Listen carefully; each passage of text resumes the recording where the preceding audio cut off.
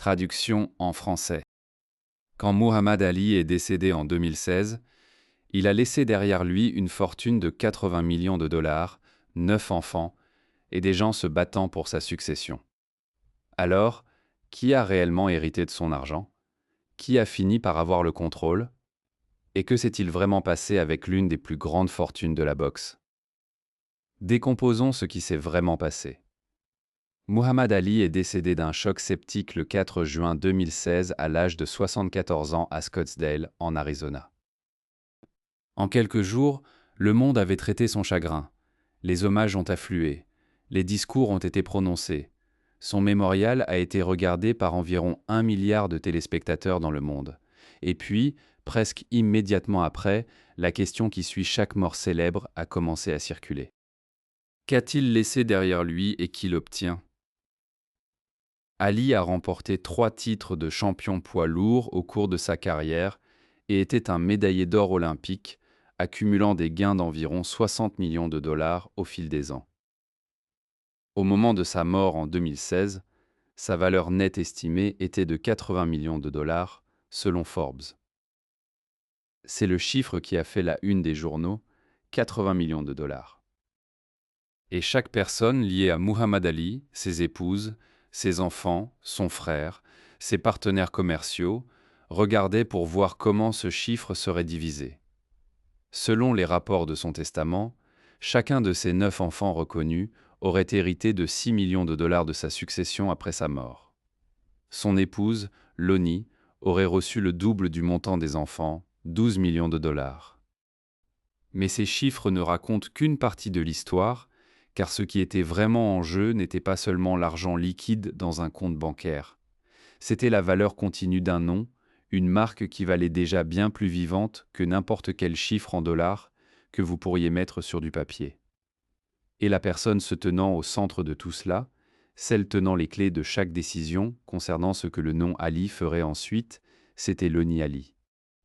En tant que sa veuve, elle a été nommée exécutrice de la succession et a travaillé étroitement avec des conseillers juridiques pour s'assurer que ses souhaits seraient honorés. Elle gère également la façon dont le nom et l'image d'Ali sont utilisés. Cette combinaison, 12 millions de dollars en héritage direct, plus le contrôle de la succession et de la marque, est ce qui a immédiatement déclenché les rumeurs. Des rumeurs se sont rapidement répandues, rapportées par le Daily Mail, selon lesquelles les 9 enfants d'Ali se battaient pour sa succession. Le rapport disait que les enfants étaient furieux que leur belle-mère s'en aille avec le double de leur part. Mais la réalité était plus compliquée que ne le laissaient entendre les gros titres, car les tensions au sein de la famille Ali s'accumulaient depuis des décennies, bien avant qu'il ne prenne son dernier souffle. La fortune de 80 millions de dollars d'Ali a été rapportée comme pouvant potentiellement devenir le sujet d'une bataille juridique entre la famille fragmentée qu'il a laissée derrière lui. Muhammad Ali Jr., le seul fils biologique connu du champion, avait pendant des années critiqué à plusieurs reprises Lonnie Ali, l'accusant de l'avoir coupé de la vie de son père. Il a affirmé que le champion n'avait vu ses 2 petites filles qu'une seule fois, et qu'il les élevait dans un petit appartement de 2 chambres, incapable de payer les factures d'électricité et acceptant des dons caritatifs de nourriture. Ali Jr. vivait au niveau de la pauvreté, tandis que son père était assis sur des dizaines de millions. Ce contraste seul vous disait que quelque chose avait mal tourné dans cette famille, et pour comprendre pourquoi, vous devez revenir et regarder la fortune elle-même, d'où elle venait vraiment, qui l'a construite, et quelles décisions ont été prises bien avant 2016 qui ont façonné tout ce qui s'est passé après. Le statut d'Ali en tant qu'icône culturelle a survécu à sa carrière athlétique, et sa célébrité est devenue un moteur fiable de revenus bien après ses années les plus tardives. Les combats sont ce dont les gens se souvenaient, mais les combats étaient terminés en 1981. Ce qui a continué à augmenter l'argent, c'était la marque. Son visage, son nom, sa voix, et le mouvement financier le plus important de la vie ultérieure d'Ali n'a pas été fait dans un ring de boxe. Il a été fait dans une salle de réunion. Ali a vendu les droits de son nom et de son image pour 50 millions de dollars. C'était seule une transaction importante, mais la partie la plus intelligente de l'accord était ce à quoi il a tenu, une participation de 20% dans ses propres droits de licence. Cette participation conservée aurait généré environ 7 millions de dollars par an en revenus continus. Donc, la fortune n'était pas simplement assise là. Elle était vivante. Elle produisait des revenus chaque année. Et celui qui la contrôlait après la mort d'Ali serait à la direction de quelque chose de bien plus grand qu'une rémunération unique. C'est le contexte qui rend le différend successoral si chargé. Le chiffre de 80 millions de dollars est seulement ce qui existait au moment de la mort. Le vrai prix était le potentiel de gain continu du nom, et Lonnie avait cela aussi. Pour comprendre ce qui était en jeu dans l'héritage, vous devez d'abord comprendre l'ampleur de ce qu'Ali avait construit et combien de fois cela aurait pu être complètement détruit. Muhammad Ali est né Cassius Clay et a grandi dans le sud ségrégationniste dans un quartier ouvrier de Louisville, Kentucky. Sa mère nettoyait des maisons pour vivre et son père était peintre en enseigne. Dès le départ, le futur champion de boxe a vu l'injustice de la ségrégation et a reconnu comment elle avait retenu sa famille financièrement. L'argent n'était jamais censé le rejoindre. Le monde dans lequel il est né a été conçu pour s'assurer que cela ne se produise pas, mais du moment où il a lacé sa première paire de gants à l'âge de 12 ans, il se dirigeait en ligne droite vers quelque chose d'extraordinaire. Il a remporté la médaille d'or olympique en 1960. Cette médaille d'or l'a annoncé au monde, mais elle n'est pas venue avec un chèque. Le vrai argent a commencé avec les combats. Il a gagné 2,5 millions de dollars en 1971 pour combattre Joe Frazier. C'est l'équivalent d'environ 15 millions de dollars aujourd'hui. Ce combat, le combat du siècle, était la première fois que deux champions poids lourds invaincus se rencontraient jamais. Le monde s'est arrêté pour le regarder, et Ali a été payé comme il se doit. Il a ensuite gagné 5,45 millions de dollars en combattant George Foreman en 1974. C'est la même chose que 26 millions de dollars aujourd'hui, le Rumble in the Jungle au Zaïre. L'un des événements sportifs les plus analysés de l'histoire, Ali était l'outsider. Il est allé en Afrique, a utilisé les cordes, a laissé Foreman s'épuiser et l'a mis KO au 8e round. Ce n'était pas seulement un bouleversement sportif, c'était un spectacle mondial, et la rémunération le reflétait. Le plus gros chèque de carrière d'Ali est venu en 1980, quand il a empoché 7,9 millions de dollars pour combattre Larry Holmes. Ce combat, cependant, n'était pas Ali à son apogée. Il avait 38 ans, considérablement ralenti par la maladie de Parkinson, qui avait déjà commencé ses dégâts silencieux. Holmes l'a mis au tapis, et Ali n'a pas pu répondre. Le combat a été arrêté au 11e round. C'était l'une des choses les plus douloureuses que ses fans aient jamais témoins. Sa position religieuse pour éviter de servir pendant la guerre du Vietnam lui a coûté ses titres et plusieurs bonnes années dans la boxe. De 1967 à 1970, au moment absolu du sommet de sa carrière athlétique, Ali a été interdit du sport. Il a été dépouillé de ses titres. Il ne pouvait pas combattre en Amérique. Il aurait pu gagner une somme extraordinaire d'argent en ces 3 ans et demi. Et à la place, il s'est tenu sur principe et l'a regardé disparaître. Cela aurait fini la plupart des carrières pour Ali. C'est devenu partie de la mythologie. Au moment où il a pris sa retraite en 1981, les combats avaient généré une fortune. Mais les fortunes des combats de boxe ont tendance à disparaître. Son premier mariage s'est dissous avant qu'il ne devienne vraiment un champion de classe mondiale.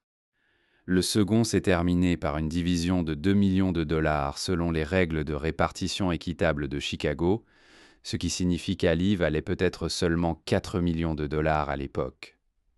Le troisième mariage est là où les choses sont devenues plus complexes. Ses avocats ont insisté pour que sa nouvelle épouse signe un contrat de mariage, mais Ali a refusé de l'appliquer. Elle a fini par obtenir la maison, la collection d'art et peut-être la moitié d'un portefeuille obligataire de 2 millions de dollars.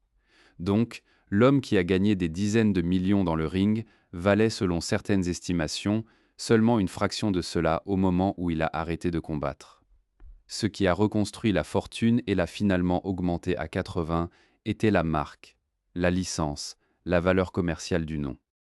Dans les 5 ans avant la grande vente de licence de 2006, la propriété intellectuelle d'Ali avait gagné entre 4 et 7 millions de dollars par an.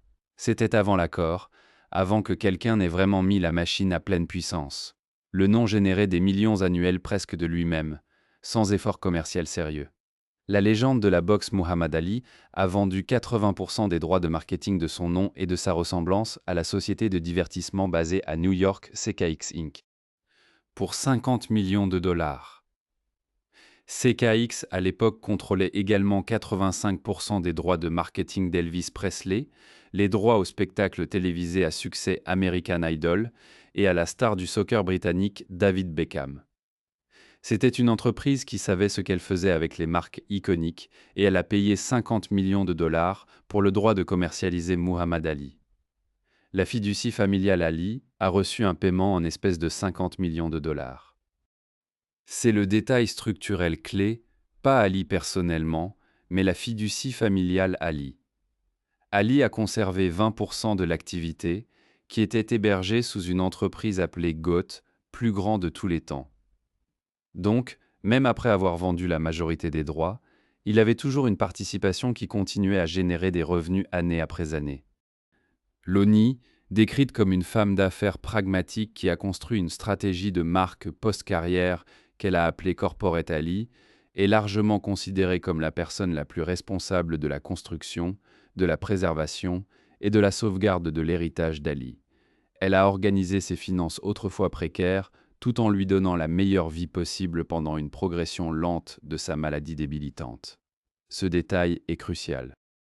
La machine financière que Lonnie a aidé à construire, Corporate Ali, est la raison pour laquelle la succession valait 80 millions de dollars du tout.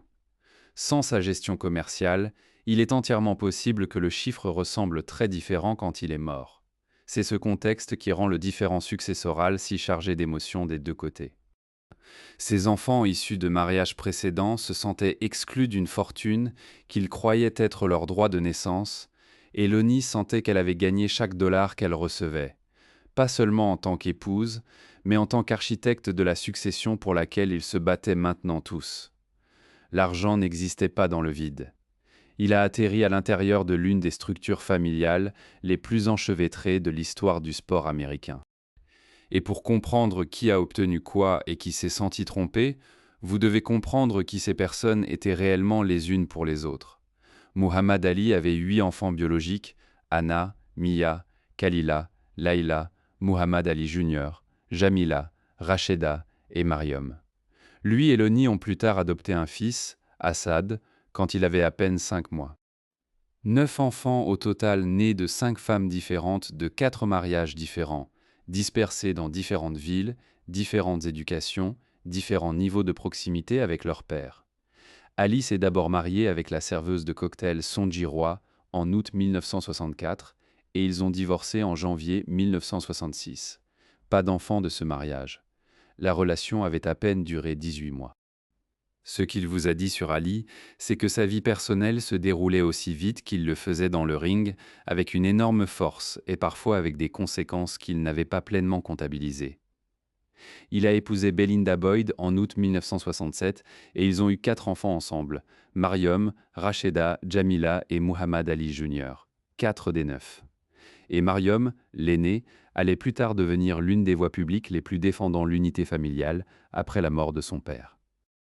En 1974, Ali était dans une relation extra-conjugale avec Wanda Bolton. Le couple avait 2 enfants ensemble et s'était marié dans une cérémonie islamique qui n'était pas légalement reconnue par l'État. Ces 2 enfants, Kalia et Mia, ont été inclus dans les 9 héritiers reconnus. Ali les a reconnus. Le testament les incluait. Quoi qu'il se soit passé entre lui et leur mère, il ne les a pas coupés. Le 19 novembre 1986, il a épousé sa 4e épouse, Lonnie, lors d'une cérémonie familiale privée à Louisville, Kentucky. Leurs familles habitaient de part et d'autre de la rue dans Louisville quand Yolanda Williams, une colère exceedingly timide de 6 ans en école catholique, a rencontré le jeune boxeur effronté de 21 ans alors nommé Cassius Clay. Ils se connaissaient depuis des décennies avant de se marier. Elle a grandi en le regardant, et quand son 3e mariage s'est effondré et sa santé a commencé à se détériorer, elle a intervenu. Avec des diplômes de l'université Vanderbilt en psychologie et de l'UCLA, où elle a obtenu une maîtrise en administration des affaires.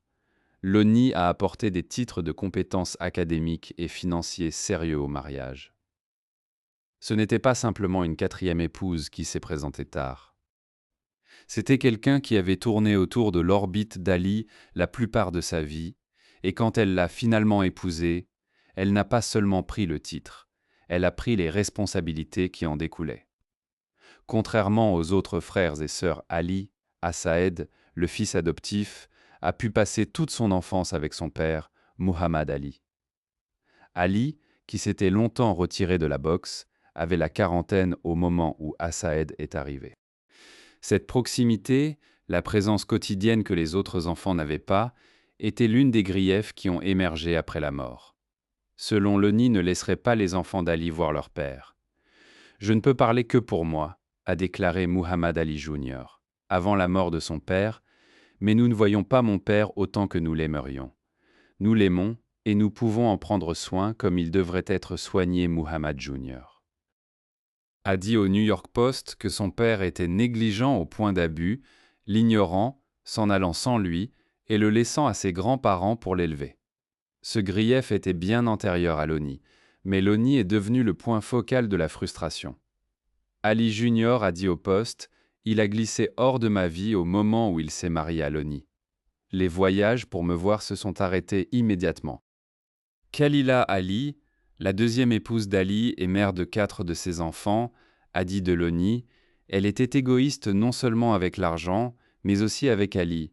Il avait une famille entière qu'il ne pouvait pas aller voir. » Et puis de l'autre côté, la famille a émis une déclaration officielle reprise.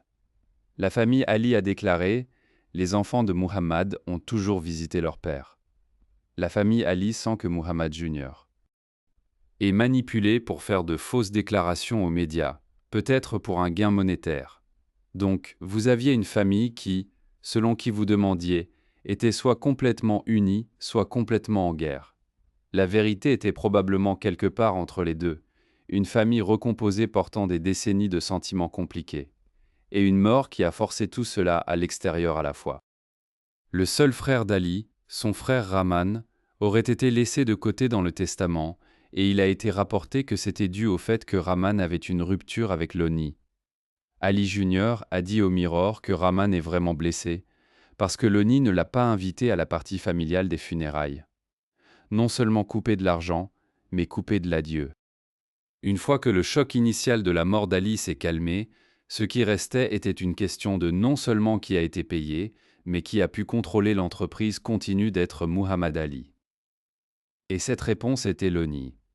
En tant que sa veuve, elle a été nommée exécutrice et a travaillé étroitement avec des conseillers juridiques pour s'assurer que ses souhaits seraient honorés. Le rôle d'exécuteur est celui qui compte le plus à court terme. Cela signifie qu'elle était la personne prenant chaque décision sur la façon dont la succession a été administrée. Chaque facture payée, chaque accord de licence révisé, chaque demande d'apparition triée, chaque pièce de mémorabilité évaluée, tout passait par Loni. Ali Jr. a allégué que la veuve de son père, Loni, contrôlait la succession et tentait de l'empêcher d'hériter de la fortune de son père décédé. Cette allégation était l'accusation publique la plus bruyante portée contre elle. Et ce n'était pas seulement Ali Jr. qui la faisait. Ceux proches de la famille ont affirmé qu'elle avait assuré qu'elle contrôlait les cordons de la bourse après avoir été nommée exécutrice du testament. Il n'y avait apparemment pas de secret qu'il y avait du mauvais sang entre Loni et le reste de la famille. Ils l'ont accusée de venir entre Ali et ses proches, y compris ses filles. Les sources ont décrit la relation comme très tendue. Mais ces mêmes sources ont reconnu qu'il n'y avait aucun doute que Loni aimait et aimait Muhammad. Elle a juste aussi pris le contrôle des affaires commerciales et a agi comme un gardien. Ce rôle de gardien n'était pas nouveau, avait le faisait depuis des années. Pendant son mandat en gérant les opérations commerciales d'Ali, Loni a géré les opérations quotidiennes de l'entreprise et a accompagné Muhammad lors de voyages d'affaires et d'initiatives humanitaires au pays et dans le monde. Au moment où il est mort, elle ne s'installerait pas dans le rôle d'exécuteur de l'extérieur. Elle avait dirigé la machinerie de la vie publique d'Ali pendant plus d'une décennie. La succession était déjà son domaine en termes pratiques avant qu'elle ne devienne son domaine légalement. Une stratégie de marque pragmatique qu'elle a appelée Corporate Ali. Elle est décrite comme la personne la plus préservant et protégeant l'héritage d'Ali. Corporate Ali. Cette phrase révèle toute la philosophie. Le nom d'Ali n'était pas sentimental. C'était une corporation générant des revenus, gérant des partenariats, opérant selon la logique commerciale, et Loni était son PDG. CKX s'est ensuite renommé Core Media Group et a vendu le commerce Ali, en 2013 à la société de licence Authentic Brands Group. Donc, au moment où Ali est décédé, l'entité qui contrôlait 80% de ses droits de nom et d'image avait déjà changé de main une fois. Authentic Brands Group, une société qui possède également les droits de Marilyn Monroe, Elvis Presley et des dizaines d'autres noms iconiques, était maintenant la force commerciale dominante derrière la marque Ali. La participation de 20% conservée par le biais de GOAT LLC est restée avec la famille Ali. Eloni était celle qui gérait cette participation. En novembre 2005, elle et son mari ont ouvert le Muhammad Ali Center à Louisville, Kentucky. La mission du centre est de préserver l'héritage d'Ali pour les générations futures, y compris la promotion de la tolérance et de la compréhension entre différentes personnes, communautés et nations. Son mémorial a attiré des centaines de milliers de pleurnicheurs de partout dans le monde. L'esprit de Muhammad vit à travers le travail du Muhammad Ali Center et ceux qui se battent pour la justice pour tous. Cette institution, un monument physique à son héritage dans sa ville natale, était le projet de Loni autant que le sien. Cela coûte de l'argent à diriger. Il nécessite une intendance continue et c'est une partie de ce qu'elle a hérité au-delà des dollars. L'obligation de gérer une institution qui porte son nom perpétuellement. Ses enfants disent qu'ils croient que l'héritage le plus important de leur père vit à travers le Muhammad Ali Center. Rashida Ali a dit à Entertainment Tonight sa charité, sa conviction, sa confiance, son dévouement, respect, surtout sa spiritualité. Ces valeurs sont la raison pour laquelle il a créé le Muhammad Ali Center. Donc, même les enfants, malgré les tensions, ont reconnu l'importance de l'institution que Loni avait aidé à construire. La guerre n'était pas sur le centre. Elle était sur l'argent liquide et sur le sentiment que la femme qui s'est mariée avec leur père en dernier s'était positionnée pour bénéficier le plus de tout ce qui venait avant elle. Pour toutes les frictions rapportées, tous les enfants ont obtenu une part égale. Il n'y avait pas de favoris et pas de traitement spécial. Aux yeux du testament, tout le monde était également talentueux et également capable de se frayer un chemin dans le monde. Ali et tous ses frères et sœurs ont finalement reçu 6 chacun de la fortune de 80 millions de dollars de son père, selon le Mirror. C'est le résultat. Des parts égales pour 9 enfants. Une double part pour la veuve. Quelles que soient les batailles menées en privé, quelles que soient les accusations nivelées dans la presse, le testament a tenu. La structure qu'Ali avait mise en place des années auparavant n'a pas fléchi. L'argent a été divisé. Le testament a été exécuté. Mais qu'est-il arrivé aux personnes qui l'ont reçu? Car pour les enfants de Muhammad Ali, l'héritage n'était pas seulement un montant en dollars. C'était un nom qui pouvait soit les faire avancer, soit les peser. Quand son père est décédé, Ali Junior aurait affirmé qu'il était sans le sou et n'avait reçu presque rien de la succession de plusieurs millions de dollars de la légende de la boxe. C'était l'histoire qui dominait les tabloïds immédiatement après les funérailles. Le fils de l'un des hommes les plus célèbres qui ait jamais vécu vivant dans la pauvreté, élevant ses filles sur la charité, disant qu'il ne pouvait pas payer sa facture d'électricité. En 2016, le Daily Mail a rapporté que juste après la mort de son père, Ali Jr. a quitté la maison familiale du South Side de Chicago et s'est réinstallé dans une zone plus aisée de la ville. Selon des sources, il espérait améliorer ses conditions de vie après avoir reçu de l'argent d'héritage, donc le déménagement s'est fait. L'argent a finalement le rejoint, mais le voyage là était assez douloureux qu'il avait diffusé les batailles privées de la famille devant le monde entier. Ali Jr. a affirmé que Loni l'avait coupé de la vie de son père et lui permettait rarement de visiter. Il aurait été vivant et aurait tenté de vendre un livre révélateur dans l'espoir de tirer profit des dynamiques familiales difficiles. Le livre révélateur, c'est le détail qui te disait à quel point les choses s'étaient détériorées.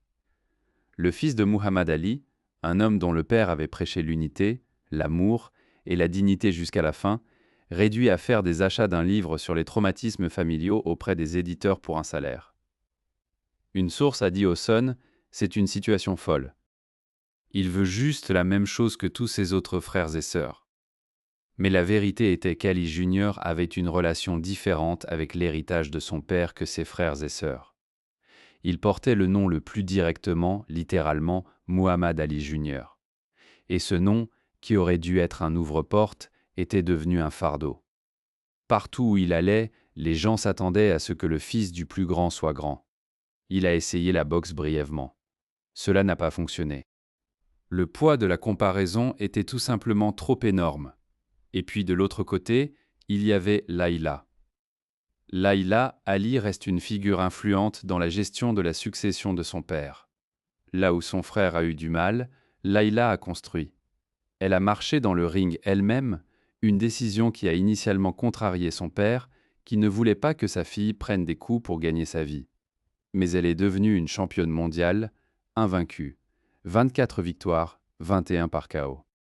Elle l'a fait à ses propres conditions, et ce faisant, elle a construit une plateforme publique qui lui a donné une véritable position dans la conversation sur l'héritage de son père. L'héritage de Muhammad Ali est maintenu par ses 9 enfants, Mariam, Rachida, Jamila, Muhammad Ali Jr., Khalia, Mia, Anna Layla et Assaad Amin. C'est le cadrage officiel, tous les 9 collectivement. Mais la réalité est que certains d'entre eux se sont adonnés à ce rôle plus que d'autres.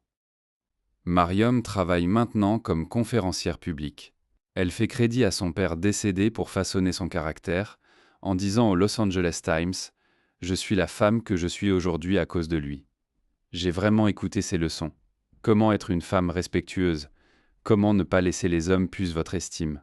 Comment ne pas s'impliquer dans la face sombre de la société ?» Rachida Ali a dit à Entertainment Tonight. Sa charité, sa conviction, sa confiance, son dévouement, respect, surtout sa spiritualité. Ces valeurs sont la raison pour laquelle il a créé le Muhammad Ali Center. Espérons que nous allons tous participer à l'aider à prendre ces valeurs à la prochaine génération. Et Loni, celle au centre de chaque controverse, a continué à avancer. En 1997, Loni et Muhammad avaient aidé à lancer le Muhammad Ali Parkinson Center à Phoenix. Elle et son mari ont plus tard dévoilé le pavillon Muhammad et Loni Ali en 2009, qui abrite le centre au Barrow Neurological Institute. Elle a été active dans diverses causes caritatives, y compris la défense des droits des enfants et la recherche sur la maladie de Parkinson. De 2010 à 2013, elle a servi à la commission présidentielle pour l'étude des questions de bioéthique. En 2025, elle a reçu le Bell Award du maire de Louisville et en 2026, le Rosie de Riveter Award du Conseil des femmes du métro Louisville. Voici donc la vue d'ensemble. La succession, estimée à 80 millions de dollars, bénéficie des revenus posthumes dérivés de la popularité durable d'Ali, du Muhammad Ali Center et de la vente de mémorabilité et de licences. Les 9 enfants ont chacun reçu leurs 6, Loni a reçu 12 millions de dollars et a tenu le rôle d'exécuteur. Le frère d'Ali, Rahman, a été complètement laissé de côté du testament. L'héritage n'a jamais été seulement de l'argent. C'était le projet quotidien continu de garder une icône mondiale pertinente, digne et vivante